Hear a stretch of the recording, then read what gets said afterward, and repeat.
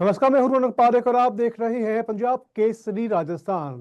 फिलहाल प्रदेश सरकार को एक साल पूरा हो चुका है और संक्रांति का त्योहार है वो भी आ चुका है। उससे पहले स्वामी विवेकानंद जयंती के मौके पर प्रदेश में सरकार ने 13,000 युवाओं को सरकारी नौकरी का नियुक्ति पत्र है वो दिया है।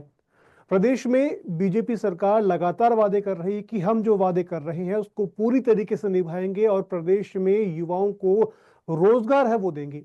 मेरे पिताजी ने ना ये शेयर्स में भी इन्वेस्टमेंट किया। पीएसएस को फोन लगाओ। पीएसएस? ये आपके फिजिकल शेयर्स को डिजिटल करते हैं। PSS physical share solution. जैसा नाम वैसा काम। हमारे साथ आज इस मुद्दे पर चर्चा करने के लिए मौजूद हैं बीजेपी की ओर से नमित जैन हैं। नमित जी, आपका बहुत बहुत स्वागत है। और कांग्रेस की अगर बात कर ले, कांग्रेस की ओर से राजेश कटारा जी हैं। राजेश जी, आपका बहुत बहुत स्वागत है। नमस्कार। सबसे पहले नमित जी आपसे शुरुआत करेंगे कि प्रदेश में जो सरकार प्रदेश में आपकी है लगातार वादे कर रही युवाओं को लेकर के, रोजगार को लेकर के, बजट भी आने वाला है, किस तरह की प्लानिंग है सरकार की अभी चल रही है? जी सर, देखिए, वादे नहीं करते, हम वादे नहीं कर रहे, हम जमीन पर ला रहे हैं। जिस तरह से लगातार ये चौथा रोजगार मेला हुआ, उसमें नियुक्ति पत्र दिए गए। जब हमने सरकार में आने से पहले तब हमने वादे किए थे कि हम हर साल 1 लाख नौकरियां देंगे, और वो हम कर रहे हैं। हम वादे नहीं करते, हम काम करते हैं। वो हम काम कर रहे हैं लगातार। मुख्यमंत्री भजनलाल शर्मा जी की सरकार जो जिस तरह से युवाओं को रोजगार दे रही है, आप देखिए कि कितना बड़ा आयोजन हुआ था राइजिंग राजस्थान का। उसमें लगभग 35 लाख करोड़ के एमओयू हुए थे। वो जैसे ही हुए, उसके बाद से राजस्थान की रफ्तार जो उद्योग धंधों की थी, रोजगार की थी, वो अपने आप उसको पंख लग गए हैं। और आने वाले समय में देखना आप कि कितना रोजगार मिलेगा। स्वरोजगार जो होता है, बिजनेस जो होता है, उद्योग जगत में इतने रोजगार निकल कर आए हैं। जो नए नए हाईवेज बने हैं हमारे यहाँ पे, दिल्ली मुंबई एक्सप्रेसवे बना है, उसके अलावा भी जो सड़कों का जाल बिछा है, मुख्यमंत्री जी ने आते ही तुरंत इस पर काम किया है। और जो ग्रीन एक्सप्रेसवे बनाने की बात चल रही है, उसको बनाने के बाद तो जो हमारे दूर दराज क्षेत्र है, ग्रामीण क्षेत्र है, वो सब इनसे नेशनल हाईवे से जुड़ जाएंगे। उसके बाद आप देखना कितना रोजगार अपने आप निकल कर आता है। ये सरकारी नौकरियों के अलावा मैं बात कर रहा हूँ प्राइवेट नौकरियों, जो उद्योग धंधे होते हैं, जो बड़े बड़े कल कारखाने आते हैं, इसके अलावा बड़ी कंपनियां जिन्होंने एमओयू किया था, जब वो यहाँ आकर अपनी इंडस्ट्री लगाएगी, उसके बाद ये इन 1 लाख रोजगार के अलावा पता नहीं कितने लाखों रोजगार अपने आप निकल कर आएंगे। तो मुख्यमंत्री भजनलाल शर्मा जी ने जो ठान लिया है, जो तय किया है कि हमें राजस्थान को सर्वांगीण विकास की तरफ लेकर जाना है, वो उसमें बराबर काम कर रहे हैं। राजेश जी, जी राजेश जी, बीजेपी की ओर जी से कहना है कि जो ठीक। वादे इन्होंने किए हैं उसको वो पूरा करेंगे और सरकारी नौकरी के अलावा प्रदेश में और भी युवा हैं उनको अलग अलग विभागों के अंदर हर जगहों पर सरकार नौकरी प्रोवाइड करवाएगी। आपका इस पर क्या कहना है? रौनक जी, देखिए, अच्छी बात है। इन्होंने जो वादे किए उनको पूरा करें। बाकी की साल भर इनको निकल गई। साल भर में इन्होंने अभी तक एक भी वादा पूरा नहीं किया, एक भी सरकारी नौकरी नहीं दी। नमित जी, मुझे ये बता दें आपकी सरकार की तरफ से कि आपने कितनी विज्ञप्तियां निकाली हैं, जिस विज्ञप्ति के तहत आपने भर्तियां दी हैं, लोगों को रोजगार दिया है, ये नियुक्ति पत्र बांटे हैं। ये 13,500 कल जो नियुक्ति पत्र बांटे गए हैं, वो कांग्रेस के शासन के निकाली हुई भर्ती है। इन्होंने साल भर वही नियुक्ति पत्र बांटे, वही रोजगार मेला लगा रहे हैं जो कांग्रेस के शासन में ही इन्होंने अपने भर्ती निकली थी, उसी को बांट रहे हैं। उसमें भी इनके कई विरोधाभास हैं। मुख्यमंत्री जी कह रहे हैं, इन्होंने 27 सितंबर को मुख्यमंत्री जी बोले 41,000 दे दी, 23, 8 और 10 41 हो गई और देने वाले हैं। फिर 16 अक्टूबर को राजेंद्र राठौर जी ने एक भाषण दिया था, वो बोले कि हमने 1,11,000 नौकरी हम दिसंबर तक दे देंगे। फिर इनके प्रवक्ताओं ने 14 दिसंबर को एक भाषण दिया था कि 32,000 नौकरी तो हम दे चुके और बाकी की कुछ पाइप में लगी हुई है और देने वाले हैं। तो इस तरह के विरोधाभास से बयान है, एक जगह एक तरह के बयान नहीं है, क्योंकि एक बयान एक तरह का तभी आ सकता है जब आपने कुछ किया होगा। धरातल पर अभी कुछ नहीं हुआ। राइजिंग राजस्थान की बात करें नमित जी, अभी तो राइजिंग राजस्थान में बहुत पंगा होने वाला है। कई अभी जो जितने इन्वेस्टर से वो बोले आपने जिले ही खत्म कर दिए, जिले के हिसाब से हम इन्वेस्ट करना चाहते हैं, आपने कई जिले और संभाग खत्म कर दिए, तो हम काहे का इन्वेस्ट करें, हम कहाँ इन्वेस्ट करें? जिन जगह को उन्होंने चिन्हित किया था उन जगह को खत्म कर दिए इन्होंने। तो इस तरह की अभी बातें चल रही हैं, ग्राउंड पे काम कुछ नहीं हो रहा, जनता देख रही है। सिर्फ इस तरह के मेला आयोजन करके आप नियुक्ति पत्र बांट रहे हो पूर्ववर्ती सरकारों के, उससे कोई जनता का भला होने वाला नहीं है। जी युवा नमित जी, आक्रोशित है, सब सरकार ने कर्मचारी जिले, आक्रोशित है। बिल्कुल रौनक जी, बिल्कुल, नमित जी से इस पे टेक लेते हैं। नमित जी, सरकार ने जिले खत्म कर दिए, जिन जगहों को चिन्हित करके इन्वेस्टर्स ने इन्वेस्ट करने के लिए बात कही थी, अब वो जिले खत्म हो चुके हैं, तो उस पर क्या कहेंगे? क्या आखिर ऐसा क्या हुआ कि, क्योंकि कई बार आपने भी देखा होगा कि इन्वेस्टर्स ने जगह चिन्हित करी है, अपना क्राइटेरिया उस जगह को देख करके चिन्हित किया है, अब जिले अगर खत्म हो गए तो प्रोसेसिंग को कितना इम्पैक्ट उस पर देखने को मिलेगा? जी देखिए, ये मेरे मित्र कटारा जी राजनीति की पूर्वाग्रह से ग्रसित है। ये जो बात कर रहे थे उसमें साफ झलक रहा था कि ये क्या कहना चाहते हैं। राजस्थान में 47,000 जिन युवाओं को नौकरियां दी गई, जिनको नियुक्ति पत्र दिए गए, 47,000 नौकरियां हमने दी, 13,500 अभी नियुक्ति पत्र बांट दिए हैं और आने वाले समय में 5वां रोजगार मेला और लगा रहे हैं, तो नौकरियां लगातार देंगे। देखिए, आप बात करें जिले खत्म करने की, जिले जिस तरह से बनाए गए थे वो तरीका बिल्कुल भी सही नहीं था। न इन्होंने किसी तरह संसाधन का ध्यान दिया, न बजट का ध्यान दिया, न वित्तीय स्वीकृति ली। वो जिले बना दिए थे और इससे इन्वेस्टर पे कोई फर्क नहीं आने वाला, वहां से जमीन थोड़ी चली गई, बल्कि इन्वेस्टर तो जो बड़े जिले हैं वहां ज्यादा निवेश करते हैं, और उन्होंने सरकार में निवेश किया है, राजस्थान में निवेश किया है। जो नए जिले बनाए थे वो अभी तक कागजों में भी नहीं आए थे प्रॉपर से, केवल और केवल इन्होंने घोषणा ही की थी। उनको बनने में, उनको बड़ा होने में लगभग लगभग अभी 10 वर्ष और लग जाएंगे।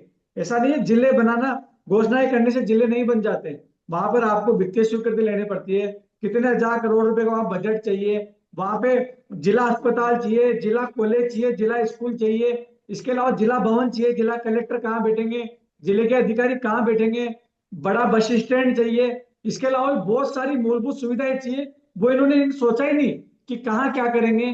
तो ये सब केवल और केवल सरकार को वापस से लाने के एक तरीका था इनके पास, कि आखिरी तरीका था कि यही तरीका, किसी इनको सुझाव दिया था, इनके जो इन्होंने कंपनियां हायर की थी, उन्होंने कहा था कि आप जिले बना दीजिए, आप वापस आ जाओगे। देखिए इनकी कितनी दुर्दशा हुई, जहां जहां जिले बने वहां सब जगह हार गए। अगर वहां लोगों ने पसंद किया होता तो जीत कर आते। देखिए, रोजगार की बात हम कर रहे हैं, जी पिछले 5 साल जो गहलोत सरकार रही उसमें क्या असर हुआ था राजस्थान का, मैं आपको बता देता हूं। इन्वेस्टमेंट समिट की बात हो रही है, ये देखिए मैं कुछ रिकॉर्ड आपके सामने दिखा रहा हूं, ये समाचार पत्रों की जो कटिंग है, इसमें साफ साफ है इन्वेस्टमेंट से 9 दिन पहले 10,000 करोड़ रुपए का निवेश रद्द, 26,000 नौकरियां मिलने से पहले खत्म। इनके राज में ये होता था, इनके राज में ये होता था कि नियमों के पैर में उलझे चिकित्सा शिक्षा सहित कई विभागों की भर्तियां अब आचार संहिता में फंसेगी। इन्होंने रोजगार पे बात की नहीं, केवल 5 साल लड़ने में रहे, नाकारा, निकम्मा, नालायक, मंदबुद्धि, बड़ा कोरोना, इसमें रह गए, इन्होंने काम किया ही नहीं। भजन लाल जी की सरकार जब से आई है, आज जी 1 साल पूरा होने के बाद जहां हम खड़े हैं, तो राजस्थान एक नई दिशा में जा रहा है। जो उन्नति की दिशा है, जो प्रगति की दिशा है, वो उस तरफ हम बढ़ रहे हैं। और आने वाले समय में जो बात हम कर रहे हैं, चाहे सड़क हो, चाहे बिजली, स्वास्थ्य, शिक्षा, इन सब क्षेत्रों में हम नई ऊंचाइयों को छूने वाले हैं। हम स्वावलंबी बन रहे हैं। जिस तरह से हम ऊर्जा की बात कर रहे हैं, इन्होंने ऊर्जा बिजली खरीदी महंगे दामों में, और वो भी गलत तरीके से, उसका भुगतान हमने पिछले वर्ष गर्मियों में किया। ऐसे इन्होंने पानी में किया, जल जीवन मिशन में जो हर घर जल नल की बात थी उसमें सबसे बड़ा घोटाला किया। तो ये इनकी सरकार पूरे 5 साल इसमें निकल गई। अब इनको आगे आना चाहिए कि जो भजनलाल जी की सरकार कर रही है उसमें उसका साथ देवे, और जो रोजगार हम नए पैदा कर रहे हैं उसमें उनका समर्थन देवे। जी जी कटारा जी, इस पर आप क्या कहेंगे? क्योंकि इन्होंने साफ तौर पर कहा है कि कांग्रेस शासन के समय केवल चीजें खरीदी गई है, बिजली की बात कर ले, तमाम चीजों की बात कर ले, केवल खरीदी गई है। बीजेपी सरकार जब काम कर रही तो कांग्रेस को उसका सपोर्ट करना चाहिए। रौनक जी, मेरे किसी भी क्वेश्चन को उत्तर नहीं आया। ये कह रहे हैं जिले बनाए, जिले की बात पर आपके समाचार चैनलों में प्रकाशित हुआ था। इन्वेस्टर्स ने बोला कि हमने तो जिला देख रहे, जिले की सुविधा होती है, अभी शायद नमित जी को पता नहीं है इस पूरी जानकारी का, है नहीं इनको जानकारी। सीएन साहब कुछ कह रहे हैं भर्तियों के मामले में, इतने विरोधाभास है इनके। राजेंद्र राठौर जी कुछ आंकड़ा बता रहे हैं, और इनके जो प्रवक्ता है वो कुछ आंकड़ा बता रहे हैं। तो आज जिले की बात करें, जिले कैसे चलते हैं, जिले को समझा रहे हैं। आप देखिए, जब देश आजाद हुआ था, देश को कैसे चलाया कांग्रेस ने, देश में कितने जिले बना दिए, कितने प्रांत बना दिए। ये जिले बनाने में इनको जोर आ रहा है, जिले बनाने में इतनी कहानियां बढ़ रहे हैं। ये विकास निरंतर चलने वाली प्रक्रिया है। आप इतना पैसा राइजिंग राजस्थान में खर्च किया, जिलों में बनाते, जिलों से क्या जनता को सुविधा नहीं मिलती? जिले जरूरी नहीं है, आप गुजरात में देख लीजिए, इनसे छोटे जिले भी हैं। आप एमपी में देख लीजिए, राजस्थान से छोटे जिले भी हैं। काम करिए और आप यही बता दीजिए कितनी विज्ञप्तियां आपने निकाली है आपके शासनकाल में, साल भर में? क्या आपने जो विज्ञप्ति निकाली उसके तहत आपने नौकरी दी हो किसी को? एक भी विज्ञप्ति नहीं निकाली। एक साल इन्होंने थोती वैसी भाषणों से ही बर्बाद कर दिया। जितनी भी भर्तियां निकाली हैं वो सारी कांग्रेस शासन में ही निकाली गई है ये भर्तियां। कभी नमित जी राइजिंग राजस्थान पे ले जाते हैं, नहीं, कभी नमित जिलों जी पे ले विज्ञप्ति जाते हैं, की बात कभी कर रहे सरकार हैं पे ले कटारा जाते जी। हैं। भाई जो कटारा उस बात, जी रौनक जी आप उस बात का जवाब मांगिए इनसे जी जी कि जी इन्वेस्टर्स ने खुद ने कहा है कि हमने तो जिले के हिसाब से पैसे लगाए। जिले में पूरा प्रशासन बैठता है, कोई तहसील में कौन लगाता है? तहसील का अलग जी। काम होता है, जिले का अलग काम होता है, राजधानी नमित का जी अलग दो अलग सवाल इनकी दायरा ओर होता से है। आए हैं, कटारा जी की ओर से दो सवाल हैं कि जिलों को लेकर ऑब्वियसली बात है, अगर जिलों के अंदर कोई इन्वेस्ट करता है तो सारा प्रशासनिक ढांचा है वो वहीं पर बैठता है। और सेकंड इनका सवाल ये कि कितनी नियुक्तियां हैं, कितने जो नोटिफिकेशंस है आपकी सरकार ने जारी किए, उस पर ही आप सवाल पूछ रहे हैं आपसे, आप क्या कहेंगे इस पर? जी देखिए, मैं आपको जिले के बारे में बता देता हूँ जी। कि जब राजस्थान का उदय हुआ था उस हम्म। 1956 में, जब राजस्थान पूर्ण राज्य बना था, उस समय 26 जिले थे। उसके बाद लगभग 10 अप्रैल को इन्होंने राजस्थान में नए जिले बने 3, उसके बाद बने 2, कुल मिलाकर 26 जिलों से अपने 36 जिले हुए। उसको लग गए 50 साल, लगभग 45 से 50 साल का समय। और ऐसा क्या हो गया कि अशोक गहलोत जी को एकाएक 19 जिले बनाने पड़े। दूदू दूदू जो एक कस्बा था, एक हाईवे था, वहां पे कुछ समय पहले ही तो वहां नगर पालिका बनाई उन्होंने। नगर पालिका बनाने के 3 महीने बाद उन्होंने पंचायत समिति बना दी। पंचायत समिति के तुरंत बाद इन्होंने जिला बना दिया। 6 महीने में ऐसा क्या हो गया? दूदू में कितनी जनसंख्या है, वहां की क्या क्या सुविधाएं हैं, कुछ भी नहीं देखा इन्होंने। ऐसे इन्होंने सांचौर में किया, डीग भी जिला छोटे बनाया है, छोटे जिले डीग बनाए। भी बनाया था। देखते तो सही वहां की दूरी नमक जी, कितनी है डीग भी एक जिला वहां बनाया से। था जो आपने यथावत रख दिया। डीग भी एक जिला बनाया था, उसको भी आपने हाँ यथावत रख हाँ। दिया, उसको भी खत्म करते आप। उसको क्यों नहीं खत्म? नीम का थाने की कब से मांग चल रही थी जिला की? आपने वो संभाग ही आपने सीकर देखिए, जिले संभाग बनने बनाने वाला थे, था। अगर आपकी आज नियत अच्छी इतने थी बड़े जिले बड़े बनाने को लेकर, ये इतने बड़ा अगर क्षेत्र है वहां आपकी पे, नियत उस अच्छी संभाग को थी ही खत्म कर दिया तो आपने। 5 वर्ष नमित जी पूर्व जब मेरे को आपकी तो आप सरकार आई थी तब बनाते। नमित जी जिले की मेरे को तो घोषणा आप आपने बिल्कुल आपके एक जाने से मिनट 1 महीने पहले करी। आपको पता था हम वापस आएंगे नहीं और नई सरकार पर इसका ठीकरा डाल दो। आपको नमित पता जी था हम मेरा नहीं आएंगे। सवाल नहीं सीधा तो सा ऐसा नहीं आप कि सिर्फ आने के एक लिए मिनट चीजें खत्म आप की देखते क्या तो आपने? सही ग्राउंड लेवल पर सरकार क्या होता है क्या सरकार नहीं क्या होता है। इसलिए आप इसलिए काम करते हो कि एक हम एक करके आएंगे बोल इसलिए एक काम मिनट करना है, एक मिनट, नहीं आप आएंगे दोनों तो एक काम एक नहीं करके करेंगे। बात कर आपने रहे हैं, नहीं मेरे सरकार को का किया, काम है गहलोत जी विकास ने नहीं करना। किया। गहलोत जी ने जो आना जोर ना दिया आना, बातों। नमित जी, आना ना आना नहीं अलग तरह की बात है। राजेश जी, अब नमित जी ये कह एक रहे हैं एक हम करके आएंगे अपन तो ही अपनी काम बात करेंगे, रखते हैं, आओगे नहीं तो कुछ काम करोगे ही नहीं आप। एक एक करके क्या अपनी सब बात सरकार रखते वापस हैं आने के नमित लिए जी, काम राजेश जी, करते हैं?